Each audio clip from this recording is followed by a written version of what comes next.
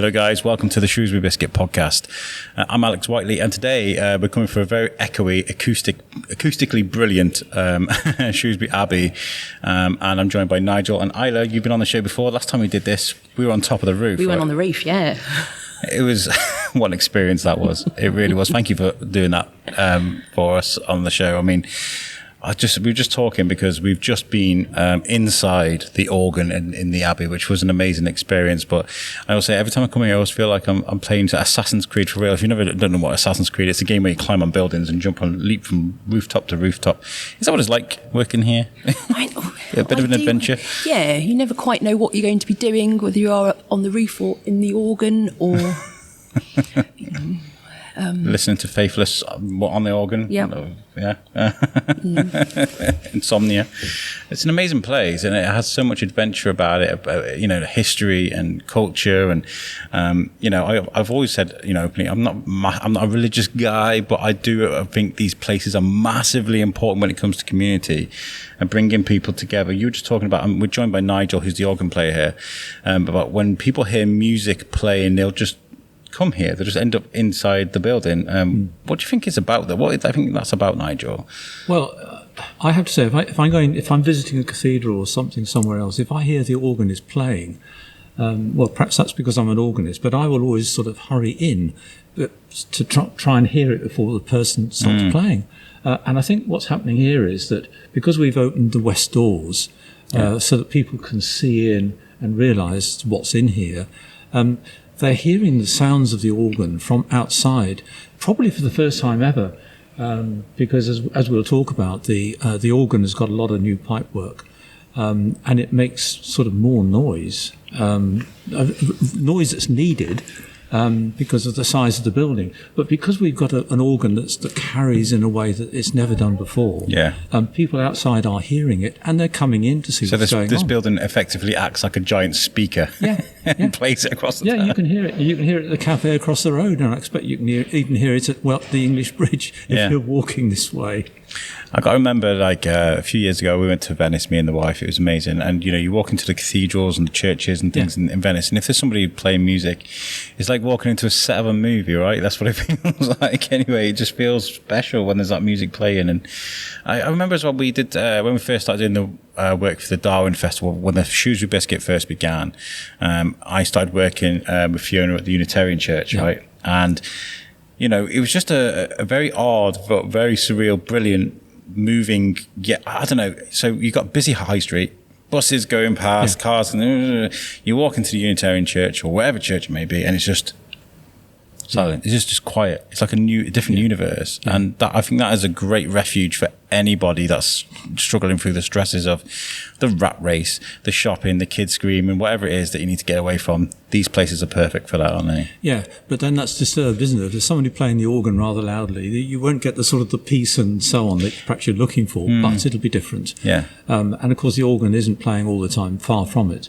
And people are coming in and listening to the organ and realising just what can happen. Yeah. How long have you been playing the organ here for then? Oh, well, I've been playing here for around about 20 years, off and on. Wow. Off and on.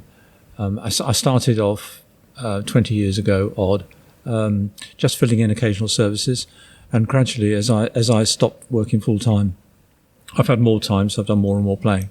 Yeah. Such that in the last 18 months, when there hasn't been an organ here, we've obviously sort of had to, basically it happened in services, but when we had services starting again, we were using a small temporary organ, and it's just great to have this organ back on, sounding like it's never sounded for over 100 years. Yeah, let's talk about that, because that's what we're here for. History and culture and, your heritage is very important. And these organs, huge instruments, are sometimes hundreds of years old, right? I mean, how old are organs in general? There would have been, this building is 1,000 years old, yes. as you know. So when this was an abbey with monks, chances are there would have been some sort of an organ here accompanying some of the basic plain chant singing of the monks. But it wouldn't have been a very complicated thing. Might have even been powered by the water from the River Severn, because that's what you can do to create wind. And then gradually over the time, Middle Ages, through the dissolution of the monastery, etc., basically, perhaps the organ got more complicated. No record of it at all until 1806. There was an organ put in here at the back of the church, and then this organ replaced it after. And we're sitting at the moment in the extension to the abbey that was built in 1880s, and at that point, when the 1806 organ was put into this area, it was realised just that it wasn't big enough. It didn't carry. And so in 1911, the organ builders, William Hill and Son in London, were commissioned to build this instrument, but they never finished the job. And that's what we have now done. That's insane. I mean, they were like, that's crazy that, 110 years, 111, 110, yeah. 110 years ago, you're still waiting for that the spinal parts of the organ they promised to build. I mean, there must have been a bit of a legal battle there. Well, I think it was probably down to money. Yeah. 1911, very soon after that, there was the First World War. Of course. So you just imagine that all the best laid plans basically couldn't be fulfilled. It makes a lot of sense. I mean, certainly, as far as I know, there have been 50 or 60 years of conversation about what to do with the organ, because of the fact that it wasn't complete, because it was beginning to deteriorate in terms of the mechanics. So we've now finished the job. We got it all working. Speaking of the mechanics, this was 110 years ago. When it comes to rebuilding something like this, do you have to go into the archives to look at how the inner workings of an organ, and how does that work? Do you have to go to historians and mechanics, and what kind of dynamic are we talking here when it comes to rebuilding? Well, I mean, I did some research in the British Organ Archive to actually look to see what was said by Mr. Hill way back in 1911. So we have gone back to see what happened, and we have tried to honour what he intended with the additions that have been made. So what he said was needed has now been delivered. But I can show you later, I can show you the pictures that we took out of the archive of what he intended 110 years ago. How has this been as an undertaking for you, Isla? Trying to find the right people, the right parts, making sure everything's putting the press together, all this kind of things. What's it been like as a job for you guys? I mean, we've been very, very lucky with the team that we've got here, and Gary, our organ builder, and his team are brilliant. They have taken apart this organ literally bit by bit. Wow. A lot of the work has been done off-site, so it's been packed up into crates, taken off to workshops. It's been cleaned. It's been fixed. The bits that were broken. And you may be wondering why I was laughing at that. I wasn't being disrespectful. I've just been inside that organ, and for the listeners at home that may not have seen the vlog that we've just put together for YouTube, you climb up a ladder. You go to one floor. You climb up another ladder. You go up to another floor. And was there another ladder? No, there were steps, but there is also another ladder up to a gallery up the top, right? That's right, yeah. This thing is huge. It's like a 3-story house. It is. It's massive. Like a 3-story house with different levels and different things on different levels, and 2,500 pipes. 2,500 pipes. Some the size of a little tin whistle, and some the size of I don't know. Well, 26 feet high. 26 feet high. Yeah, bong as you hit it. So they take that apart. What intricate, right? Yep. So this is taken, how long has it taken to build? 18 months. 18 months. Yeah.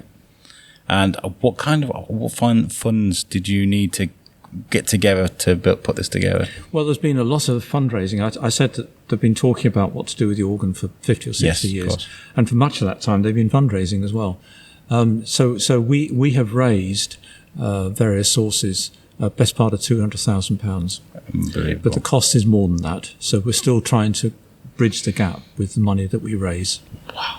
Wow. And how important is this? I mean, 50, 60 years talking about an instrument, right? I mean, it's a very big instrument, I got to say. It's very elaborate. But how important is it to have this thing working for the community? Well, it's absolutely fundamental to the way that services operate in a building like this. And it's part of the musical heritage of the town. So it's not just for services, it's actually for people to learn to play the organ, to demonstrate what it sounds like, to bring in people who will visit the Abbey just to hear the organ, or to hear the organ in a service, or to come and hear some famous organists play. So we got James McVinney coming here a week today, actually, on the 15th of October, fresh from a tour of France and fresh from performing in the BBC Proms. So we have attracted him to come and give the opening recital. So it of itself, it will bring people in and help maintain the skills that are involved in playing the organ. And because people will come in here, the place will be alive, and it'll serve the community as well. But that's the thing that I was talking about when I went to Venice. Going to these old buildings and hearing the music that they may be playing while you walk into those buildings. This is music that hasn't changed for centuries. This is like you said, musical heritage, and that's what I find really appealing about. I love history, and we're thinking of putting together a history podcast that's kind of for everybody's. If there's context where it includes a little bit of swearing, a little bit of raunchiness, maybe a bit of gore, whatever. If it's history, we're going to sort of tell it as it is. We're not going to hide around the insensitivities and stuff. And I think when it comes to history, music is very important. When they find like an old instrument, an old Roman instrument or something, and they build it and then they play it and you hear that sound, that's what they would have been hearing back then. That is very brilliant. I love that. So the fact that you've restored this and people are hearing sounds that would have sounded back when this organ was first built, or meant to have been built, or intended to have been built, it's fantastic. What are the plans to do? Are you going to be doing? Obviously, you've got an amazing organ player to come. Yeah, that's on the 15th of October. Yeah. And then the next evening, we were to have an orchestral concert, but they have had to pull out because of the COVID restrictions. Yes. So instead, we've got a two-part evening, and the first part actually goes back to the heritage and the history of the building. So it's plain chant. One of the members of the choir, Mike Sheehan, is going to sing plain chant, and then I'm going to play organ music that is related to the plain chant that he will be singing, and showing the development of organ music from Tudor times to the present day. And so that's the first half of the evening. And then in the second half of the evening, something really rather different, when there will be a live screening of the silent horror film Nosferatu. And against the silent horror film, I'm going to be playing standard organ repertoire, some bits of well-known other tunes, and some improvisation just to keep it all going. When's that going to happen? That's on the 16th of October, and we're starting the film at 7:45. That's on a Saturday, right? Yes. I was wondering,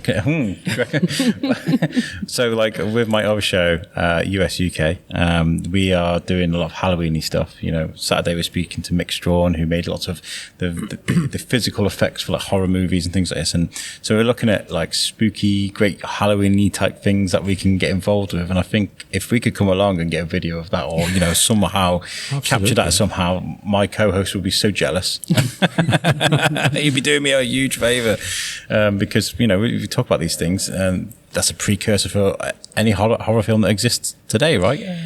Well, I think sort of the silent movies and organ accompaniment, it just seemed like a natural. It was something that myself and the vicar had sort of half-heartedly joked about. It was like, wouldn't it be amazing to have Nosferatu accompanied by the organ? Just as we need to use Hillie in as many different ways as we can. So yes, first and foremost for services, but we want to start doing lots of concerts, music festivals, music sampling as well. I mean, I bet there are plays out there. I mean, I'm thinking about this history podcast I was talking about. We could use the organ here to sample some original music and use that as like our intro. Do you know any things like that? Are you encouraging people possibly to come and sample some of the music from that to take away and use for different projects? Yeah.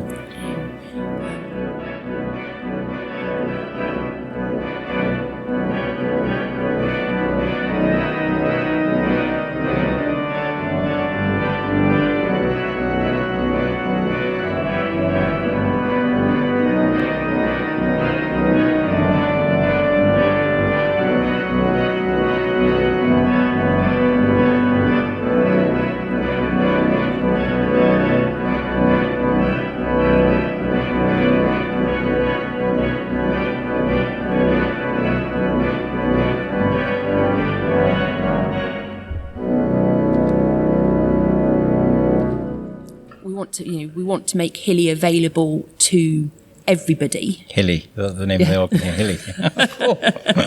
Affectionately known as Hillie. Wow. And she's a very special old lady.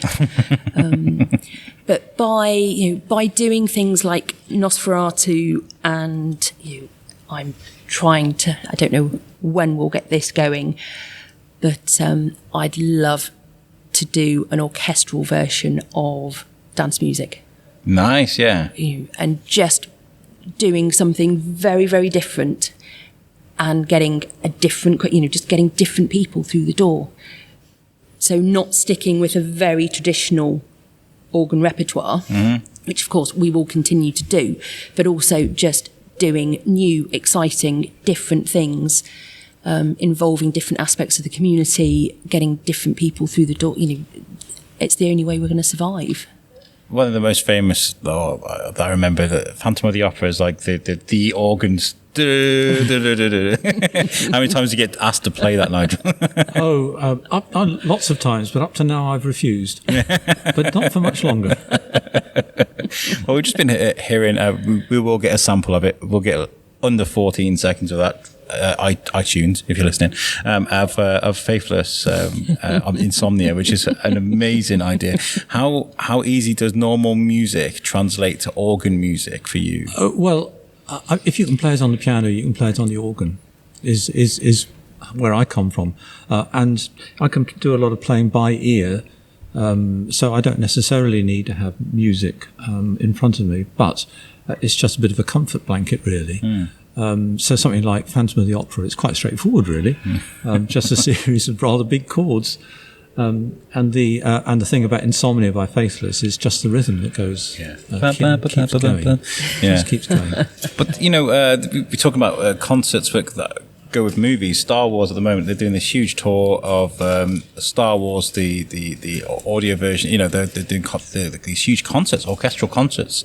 And you can go and watch or listen to Star Wars in opera, Yep. and amazing ideas where you can go and just enjoy the songs of the films, and Star Trek as well. I do a show called Yelling at Clouds with my very clever artist friend, Eric Fluger. He brought up Star Trek, the motion picture. And I was like, okay, let's cover this film, let's talk about it. And he's very good at taking movies and concepts and explaining the artistic importance of this. And he's talking about the music. That film was actually a musical.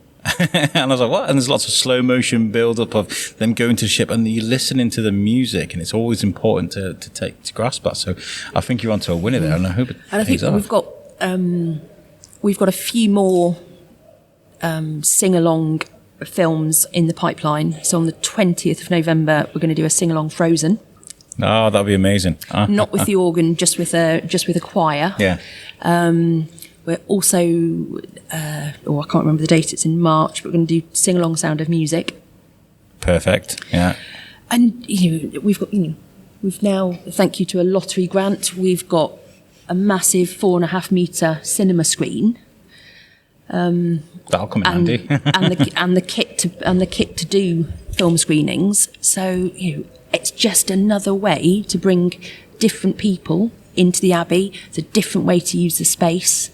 It's it's perfect for doing this sort of thing. It is, and it's just a different way of getting. This building was meant to be alive. It was meant to be full of people. Yeah. And we've got to do everything we can to ensure that that it is full of people, and it is at the very heart of the community.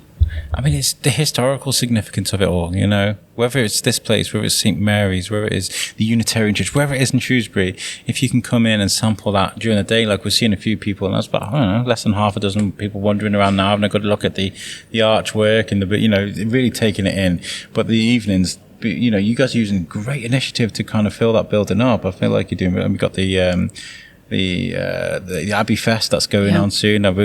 Hopefully we're going to be there with some microphones. That's going to be great. I'm really looking forward to that.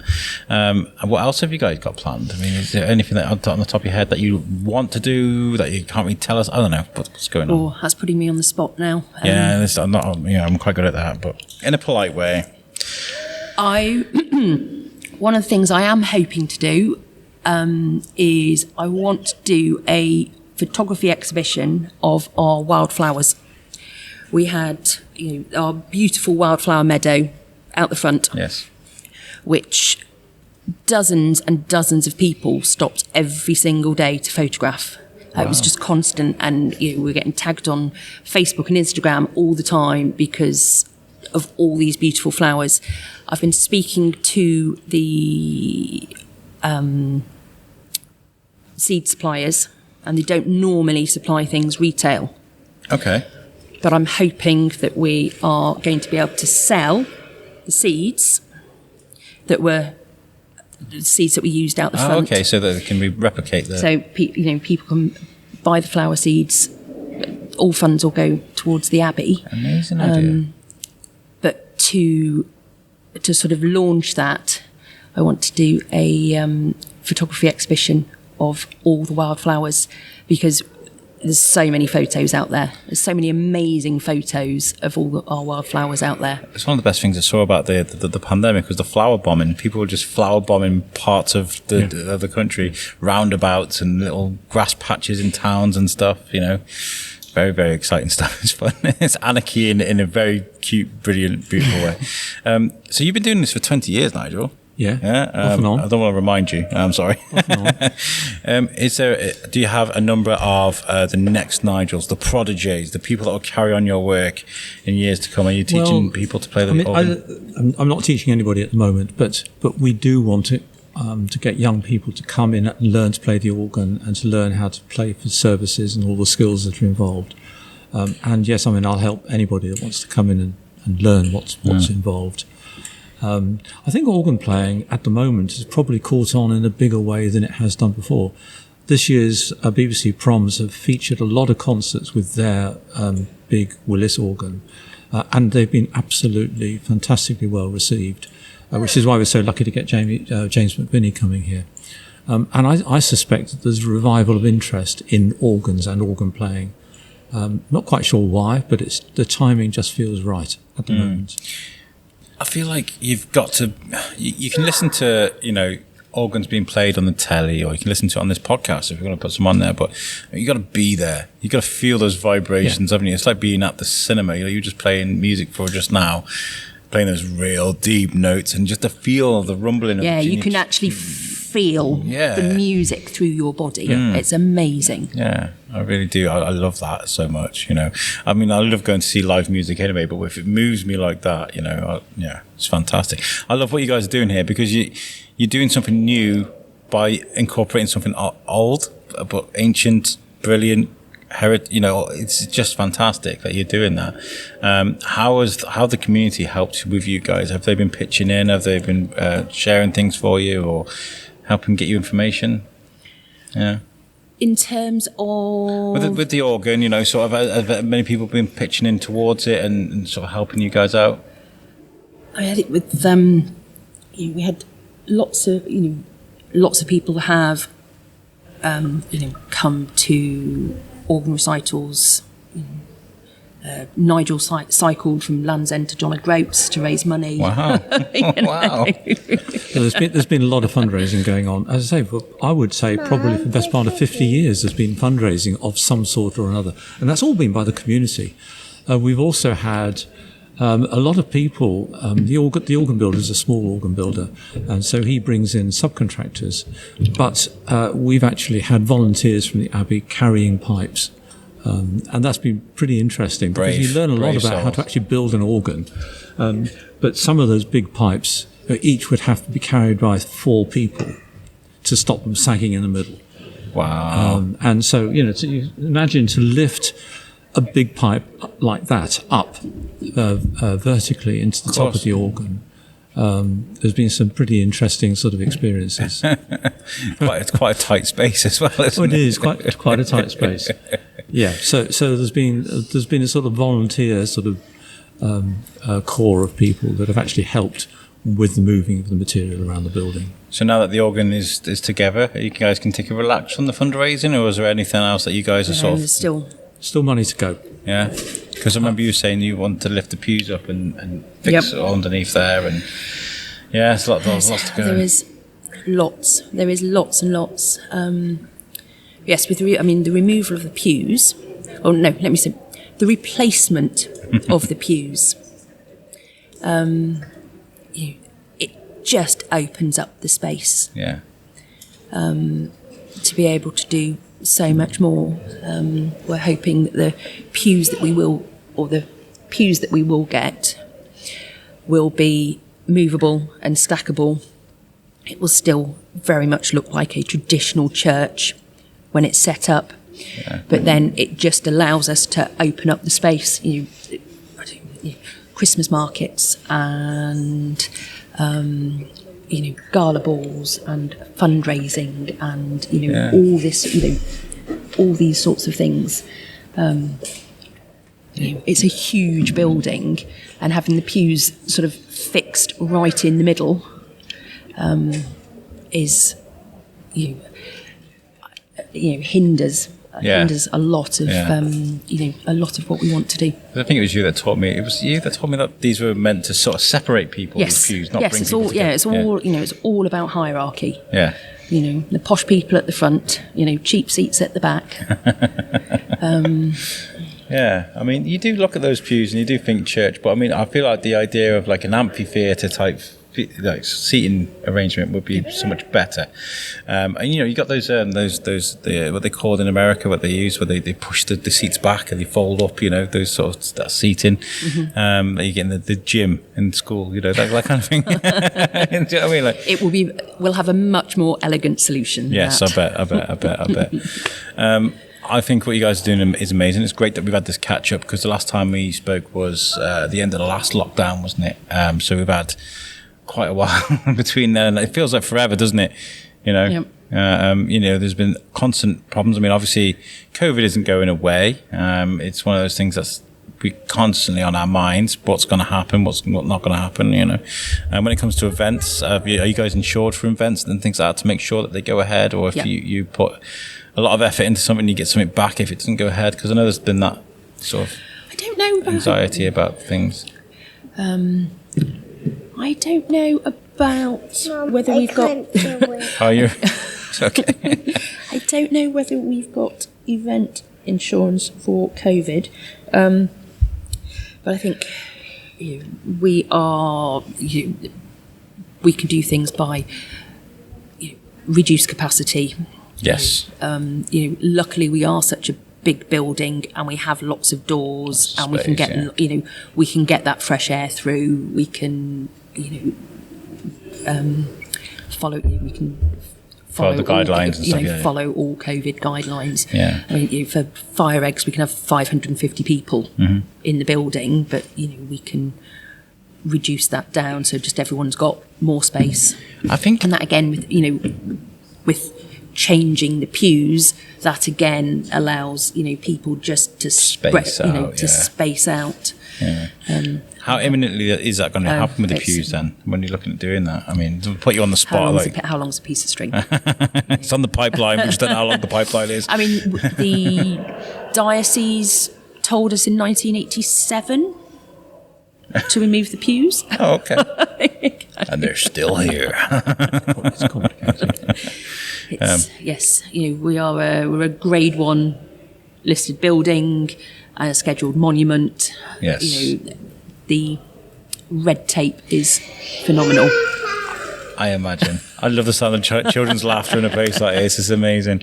Well, you guys are fascinating. I love talking to you guys, and we'll support you in any way we can. So if there's anything you need help with publicly with the biscuit or anything like that, if you want us to turn up at events, vlogs like what we've just made, people will watch that and they'll get an idea, because I didn't even know you could get inside an organ. Never mind, I've actually been inside one. So thank you, Nigel, for showing me that. No. Pleasure. 18 months ago, I don't think I even had an opinion on church organs. It was just sort of, it was just something that was there. Yeah. And they are just fascinating and amazing, and the scale of them. Yeah. And, from, the tiny pipes to the massive 25 pipes. feet tiny pipes. And, yeah, that's right. The engineering behind them, the but also the workmanship and the quality of the wood engraving and just all of it. There's so many different fascinating aspects. Yeah, I just can't believe it all came as a flat pack kind of thing, most intricate, most complicated flat pack you'll ever see. I thank you so much for showing me that today, seriously, and then playing it as well. What I think we're going to do now is we're going to hear it. Are we going to try Faithless again? Oh, I don't know about that. Improvisation, I think. We'll try and get a bit of music recorded on the podcast, and we'll try and mix it in. But where can people get in touch with you guys if they want to sort of support you and volunteer or anything you need? So you can. We are on Facebook. We are on Instagram. So Facebook, Shrewsbury Abbey. Instagram, we're at official Shrewsbury Abbey. Okay. There's our website, www.shrewsburyAbbey.com. We're there. And come along to our events on the 15th and 16th of October. Yeah, well, I'm going to get this podcast out. So as this goes out, it's Monday today. It's this week, guys. So make sure you check Facebook and the website for details for coming to these amazing events. And thank you again for letting us be a part of all this. You're very welcome. We love what you guys do. Listeners, I can't tell you about Pod Aid anymore because Pod Aid is gone. It's been done. I can't talk about it anymore. But I want to say thank you to everybody that supported us for that. We did the 24-hour podcast. We raised over £1,100 for Lincoln Davis. A massive, huge achievement to everybody that took part. I want to say thank you to all of my co-hosts both from the Biscuit and from USUK, US, UK, and our sponsors as well, Reach, Web Orchard, and the guys at Shrewsbury Town, the community, letting us use the venue, and Charles and Heather Denscom as well for letting us use the camera from micro videos. You guys are amazing, and Trevor from SAS as well, and give us some equipment. It was an amazing event.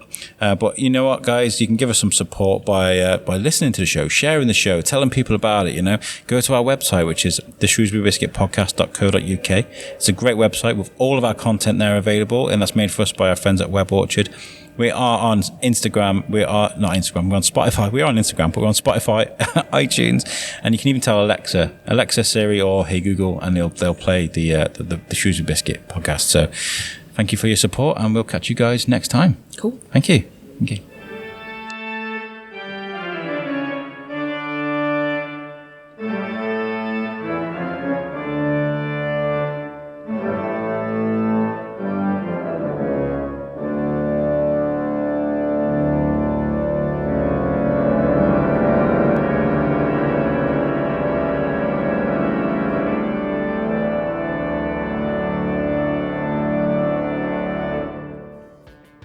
Bravo, sir. Bravo.